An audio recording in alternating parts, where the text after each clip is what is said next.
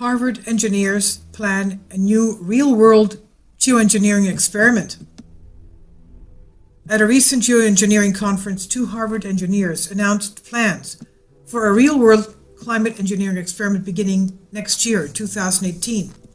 The science of geoengineering has increasingly become a part of the public conversation around climate change and an ever-controversial topic within the scientific community. Geoengineering is a type of weather modification or climate engineering which has been researched but until recently has been considered too unpredictable to attempt on large scale. According to a 2013 congressional report, quote, "The term geoengineering describes this array of technologies that aim, through large-scale and deliberate modifications of the Earth's energy balance, to reduce temperatures and counteract anthropogenic climate change. Most of these technologies are at the conceptual and research stages, and their effectiveness at reducing global temperatures has yet to be proven.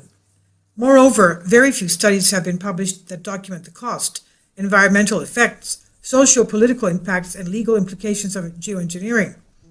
If geoengineering technologies were to be deployed, they are expected to have the potential to cause significant transboundary effects.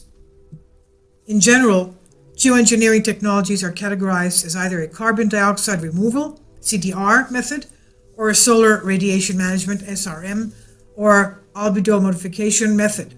CDR methods, that's the carbon dioxide removal methods, address the warming effects of greenhouse gases by removing carbon dioxide from the atmosphere. CDR methods include ocean fertilization and carbon capture and sequestration.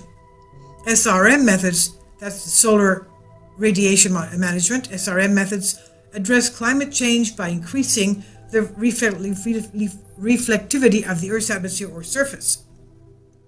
Aerosol injection and space-based reflectors are examples of SRM methods. SRM methods do not remove greenhouse gases from the atmosphere, but can be deployed faster with relatively immediate global cooling results compared to CDR methods. The U.S. government's caution with geoengineering programs seems to be shifting, as indicated by a new announcement related to an upcoming real-world climate engineering experiment. At the recent Forum on Solar Geoengineering Research, Harvard engineer and consistent proponent of climate engineering, David Keith, announced his plan for a new project that will assess the risks and benefits of deploying geoengineering on a large public scale. Keith and fellow engineer Frank Kuch will research the benefits and risks by spraying particles such as sulfur dioxide, alumina, or calcium carbonate from high-altitude balloons over Arizona during 2018. The move to real-world testing of geoengineering should not come as a surprise, given the fact that in the final days of former President Obama's administration, the U.S. Global Change Research Program released a report detailing the path of research into climate change, including new research on geoengineering. With the release of these reports, the GCRP became the first scientists in the federal government to formally recommend studies involving geoengineering. Quote, "The move will likely further normalize discussion of deliberate tinkering with the atmosphere to cool the planet and of directly collecting carbon from the sky, both topics once verboten in the climate science community," end quote, Science magazine predicted at the time. David Keith said there will be a multi-phase plan for research and conducting real-world testing within the next 18 months. Keith also called for stratospheric spraying within 3 years and continuous spraying for at least a century. So that means that chemtrails will be 24/7 over us now. Whether we like it or not, we're going to be eating, breathing, and SHITing all this stuff in our atmosphere, whether we like it or not. And obviously, this is going to be very detrimental to our health. And it comes to mind now, what comes to mind immediately is depopulation agenda. So Keith called for stratospheric spraying within 3 years and continuous spraying for at least 100 years, for a century. And who is he to be calling that? Who's pulling the ropes here for humanity? Technology Review reports that Keith said his team is already in the process of engineering design work with Arizona test balloon company Worldview Enterprises and discussing the appropriate government structure for such an experiment. God forbid. Let's hope Trump will stop this. Quote, in terms of governance, they have distributed, there's more actors involved than we expected there would be, end quote. That's what Keith stated, and he added, there's more need to understand and to speak openly about the associated risks and what they imply for governance, end quote. The very notion of unilateral geoengineering means that other countries could face potential risks. This creates a need for new governance structures, or possibly a global government. This makes the Trump administration's support for geoengineering curious, since President Trump has been very outspoken against globalists. However, as The Guardian notes, David Schneier, an architect of Trump's Environmental Protection Agency's transition team, has lobbied the U.S. government and testified to Senate in favor of federal support for geoengineering. The Guardian also notes that while Energy Secretary Rex Tillerson was still CEO at ExxonMobil, his company was involved in developing geoengineering techniques. David Keith did note that his next move depends on what an advisory committee recommends. He says, our long-term goal is to build a sustainable effort in solar geoengineering research that allows us to say more about ways it might actually provide public benefit, end quote. Keith's experiments are publicly acknowledged as some of the earliest large-scale geoengineering experiments conducted outside of a lab or computer model, although this view is disputed by some researchers. More on that in a moment. Despite this lack of real-world knowledge, Keith has been adamant that any environmental impacts would be negligible, he says. I beg to differ. Again, this view is disputed by geoengineering researchers. The possible dangers now of geoengineering. Most recently, in late October 2016, the United Nations Convention on Biological Diversity released a report examining the problems of geoengineering and whether or not humanity will be forced to employ the practice in an attempt to halt climate change. The report, quote, update on climate geoengineering in relation to the Convention on Biological Diversity, potential impacts and regulatory framework, end quote, found that geoengineering would reduce the impacts of climate change on biodiversity and the global level, but also cause unpredictable rain and temperature distribution on the local level. I would venture to say that this is also going to be a huge endangered species result. Not only trees and animals, but especially humans. The UN report states that the effectiveness of geoengineering is uncertain, and in reducing the scale of one problem, other new problems would be created. No kidding. Thus, there would also be the risk of geoengineering action also contributing to other drivers affecting biodiversity loss and ecosystem integrity. Of course, water, air, plants, everything, and animals will be dying off. Now, Dr. Phillips Williamson, lead author of the report and scientist with the Natural Environmental Research Council in the United Kingdom, says he is skeptical of geoengineering. The UN concludes that although SRM may possibly slow the loss of Arctic sea ice, but not without unacceptable climate impacts elsewhere. One particular method of SRM involves injecting aerosols into the atmosphere via airplanes. Yes, what we call chemtrails and chemplanes. The study found that the use of sulfur aerosols for SRM would be associated with a risk of stratospheric ozone loss. There's also a risk that stratospheric aerosol injection would have a small impact on climate change, but could lead to negative impacts on biodiversity. Of course, killing off plants and animals. Anything alive, that is. In 2016, Activist Post also reported on an analysis released by the Finnish Meteorological Institute in Finland. The FMI, the Finnish Meteorological Institute, is the government agency responsible for reporting weather data and forecasts in Finland. The Institute's study, quote, modeling radioactive and climate effects of aerosols, radiative and climate effects of aerosols from anthropogenic emissions to geoengineering, end quote, examines the potential for SRM to combat climate change. The study specifically looked at two types of SRM. The first involved marine aerosol concentration used to increase clouds, while the second looked at increasing the amount of sulfur concentrated in the stratosphere. The researchers stated that their key objectives were to investigate the potential of aerosols to cool the climate at the global scale and identify the possible limits in the effectiveness of the solar radiation management techniques, as well as the risks related to these techniques. The researchers found that the geoengineering techniques which were studied do in fact have the potential to cool the climate and slow down warming. However, the cooling effect has limitations. The team writes, the cooling effect attributable to aerosols would be rather small due to the geographical change in tropospheric aerosol emissions or change in energy production studied here when compared to the warming due to the increased greenhouse gas emissions, the paper states. In other words, the effort, money, and time it would take to invest and create geoengineering methods would likely do very little to actually limit the amount of greenhouse gas emissions. The researchers even state that, based on their models, if the world replaced coal with nuclear power for energy production, it would lead to a temporal cooling effect. But after several years, the warming effect from simultaneously increased GHG emission would increase the cooling effect. Also, would exceed the cooling effect. Also, the cooling that does result from an increase in aerosols is often achieved at the cost of air quality, which could lead to an increase in premature mortality. No kidding!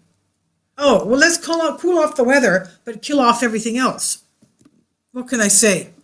In February 2015, an international committee of scientists released a report stating that geoengineering techniques are not a viable alternative to reducing greenhouse gas emissions to combat the effects of climate change.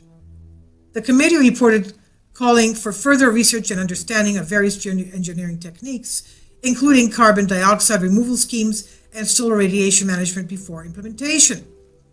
The scientists found that SRM techniques are likely to present serious known and possible unknown environmental, social, and political risks, including the possibility of being deployed unilaterally. The report was sponsored by the National Academics of Science, the U.S. Intelligence Community, NASA, National Oceanic and Atmospheric Administration, and the U.S. Department of Energy.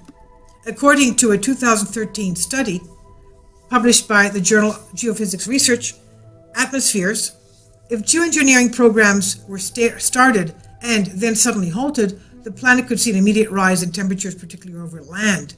The study, titled The Impact of Abrupt Suspension of Solar Radiation Management, seems to indicate that once geoengineering begins, the programs cannot be suspended without causing the very problem the engineering was intended to solve.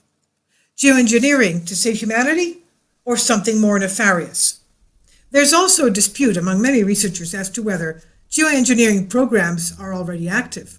What the geoengineering researchers describe, specifically spraying aerosols from planes as SRM describes, is eerily reminiscent of various conspiracies involving the government using weather control technology to manipulate world events. This is what is derogatorily called the chemtrail conspiracy. Conspiracy called derogatorily. Essentially, some believe geoengineering is actively taking place in our skies. Yes, it is. We've all seen it worldwide. They say the contrails you see behind planes are actually geoengineering programs being carried out covertly. The chemtrails label comes from the portion of the crowd that believes these programs are delivering dangerous chemicals, additives to the food, water, and soil, and humans below for population control. Despite the knee-jerk dismissal from many casual researchers, the theories might be grounded in reality. It's important to know that the United States government has a history of weather modification. In 1996 document entitled Weather as a Force Multiplier, Owing the Weather by 2025, the U.S. Air Force discussed a number of proposals for using weather as a weapon. The Air Force document was not the first time the U.S. military mentioned weather weapons. The New York Times piece from June 15, 1947, quotes General George C. Kenney, commander of the Strategic Air Command, as saying, quote, "The nation that first learns to plot the path of air masses accurately and learns to control the time and place of precipitation will dominate the globe," end quote. And it is these fears of weather as a weapon which lead the United States and other nations to sign the Environmental Modification Treaty, which called for halting global weather modification. But the government did not simply research these ideas. It actually implemented them. During the Vietnam War, the U.S. government operated covert weather modification programs under Operation Popeye. In 2012, it was also revealed that the U.S. Army sprayed toxic chemicals over the skies of St. Louis without informing the public. In February 2015, while speaking at an annual meeting of the American Association for Advancement of Science in San Jose, California, Professor Alan Robach discussed the possibility that the CIA is using the weather as a weapon of war. Robach has done research for the Intergovernmental Panel on Climate Change in the past. His theory that the CIA was using weather as a weapon of war was later proven somewhat correct when the CIA discussed weather modification. Obviously, the fact that the U.S. has researched weather modification in the past does not necessarily indicate that the technology is still in use. However, when considering all of the evidence, historical documentation, actual implementation of technology via geoengineering and cloud seeding, the visual confirmation of spraying from planes, one can start to make an educated judgment. We know that the U.S. government and other governments have studied and researched weather modification for over 100 years. We also know they've written about using the weather as a weapon of war. Based on the government's pattern of lying and concealing technologies from the public, is it that difficult to imagine that they could be secretly testing out geoengineering programs already? Finally, we know that proponents of geoengineering claim to want to fight global climate change. Even with the wealth of studies warning about the potential pitfalls these scientists push forward, one might assume they have either lost their hubris or intentionally ignoring the evidence.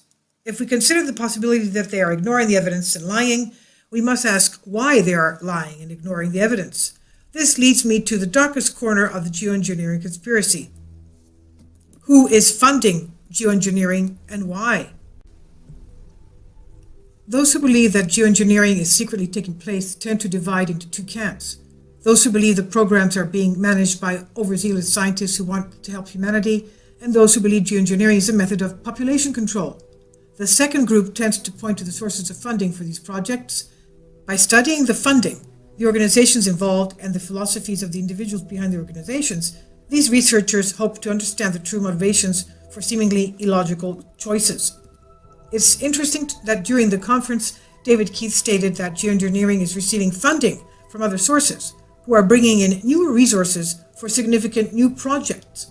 He does not specifically mention who these other sources are, but the funding for the initial experiments would come from Harvard grants, with possible additional funds from Harvard's Solar Geoengineering Research Program. The program has raised more than $7 million from Microsoft co-owner Bill Gates and the Hewlett Foundation and Alfred P. Sloan Foundation, Harvard Internal Funds, and other philanthropists. The Forum on Solar Geoengineering Research was sponsored by the Carnegie Endowment for International Peace and funded through a generous grant by the Alfred P. Sloan Foundation. The appearance of Bill Gates is likely to set off radars due to his involvement with the promotion of vaccines and sterilizations, another tool for population control. There's also plenty of documentation regarding the Carnegie family and their foundations covertly working against the freedom and health of the people. It also should be noted that Carnegie Science recently released a study claiming to debunk the possibility of covert spraying programs. There is also the Alfred P. Sloan involvement with the Nazi regime and in support of eugenics, which should also set off alarms. A Washington Post article from 1998 reports, quote, "Documents show that the parent companies following a conscious strategy of continuing to do business with the Nazi regime rather than divest themselves of their German assets. Less than 3 weeks after the Nazi occupation of Czechoslovakia in March 1939, GM chairman Alfred P. Sloan defended his strategy to sound business practice, given the fact that the company's German operations were highly profitable. The internal politics of Nazi Germany should not be considered the business of management of General Motors." This is what Sloan explained in a letter to concerned shareholders dated April 6, 1939. Quote, "We must conduct ourselves in Germany as a German organization. We have no right to shut down the plant." End quote. The Alfred P. Sloan Foundation was formed to honor Sloan. According to their website, the Sloan Foundation believes that a carefully reasoned and systematic understanding of the forces of nature and society, when applied inventionally and wisely, can lead to a better world for all. The current president of the Alfred P. Sloan Foundation is Dr. Paul Joske, a Yale University graduate, member of the Council on Foreign Relations, and current advisor for the U.S. Environmental Protection Agency. This puts JOSCO right in the middle of a number of organizations involved with promoting global governance. It also is curious that JOSCO is both an advisor to Trump's EPA and the head of an organization investing in geoengineering research. This seems like an indicator that the Trump administration will support further research. One last interesting note relates to a recent letter from the San Diego Union Tribune editorial board. The board condemned President Trump for working against Obama-era environmental regulations and then called for billionaires to invest in private geoengineering research. Quote, "The San Diego Union Tribune editorial board can't be alone in thinking a hedge against catastrophe makes common sense. We call on one or more of the nation's benevolent billionaires to consider privately funding a massive endeavor on the scale of the Manhattan Project to try to geoengineer such a hedge. People buy life insurance every day. Earth needs life insurance too, especially when the most powerful man on it is indifferent to an existential threat to humanity." The board's choice of words was provocative when you consider that researchers Peter Kirby has been reporting that the origins of the modern-day weather modification program lies in the Manhattan Project, the infamous secret project that created the atomic bomb. Is it truly possible that the U.S. government and other nations are covertly testing out climate engineering technology? Whether to combat climate change or to poison the masses, this topic deserves the public's attention. If the people behind these programs succeed in public trials, they will begin the process of normalizing climate engineering and spraying the skies. After spending years denying that the technology or the programs existed, they will slowly test them out within the view of the public. And before we know it, this technology will be commonplace, and questioning the potential danger will be as unwelcome as questioning the safety and efficiency of vaccines. Please do your part to share this. Tell people far and wide. This is by Derek Bose on The Daily Sheeple.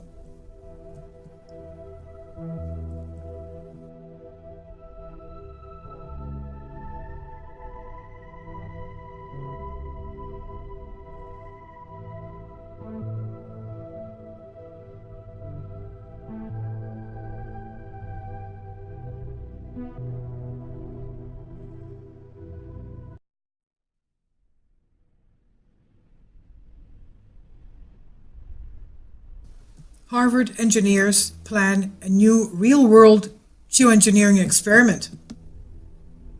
At a recent geoengineering conference, 2 Harvard engineers announced plans for a real-world climate engineering experiment beginning next year, 2018.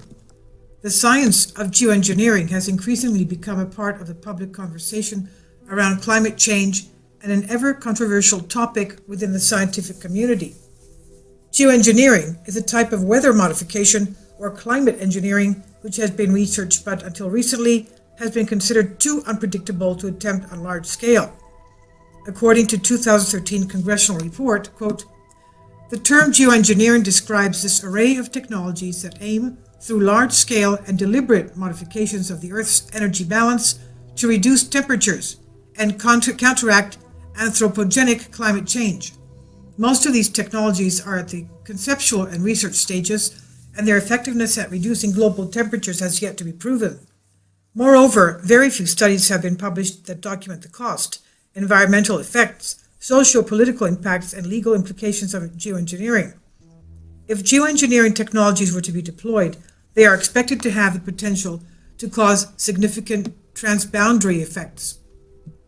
In general, geoengineering technologies are categorized as either a carbon dioxide removal, CDR method, or a solar radiation management, SRM, or albedo modification method. CDR methods, that's the carbon dioxide removal methods, address the warming effects of greenhouse gases by removing carbon dioxide from the atmosphere. CDR methods include ocean fertilization and carbon capture and sequestration.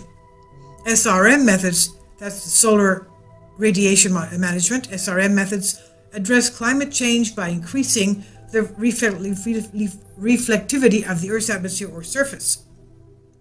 Aerosol injection and space-based reflectors are examples of SRM methods. SRM methods do not remove greenhouse gases from the atmosphere, that can be deployed faster with relatively immediate global cooling results compared to CDR methods. The U.S. government's caution with geoengineering program seems to be shifting, as indicated by a new announcement related to an upcoming real-world climate engineering experiment. At the recent Forum on Solar Geoengineering Research, Harvard engineer and consistent proponent of climate engineering, David Keith, announced his plan for a new project that will assess the risks and benefits of deploying geoengineering on a large public scale. Keith and fellow engineer Frank Kuch will research the benefits and risks by spraying particles such as sulfur dioxide, alumina, or calcium carbonate from high-altitude balloons over Arizona during 2018. The move to real-world testing of geoengineering should not come as a surprise given the fact that in the final days of former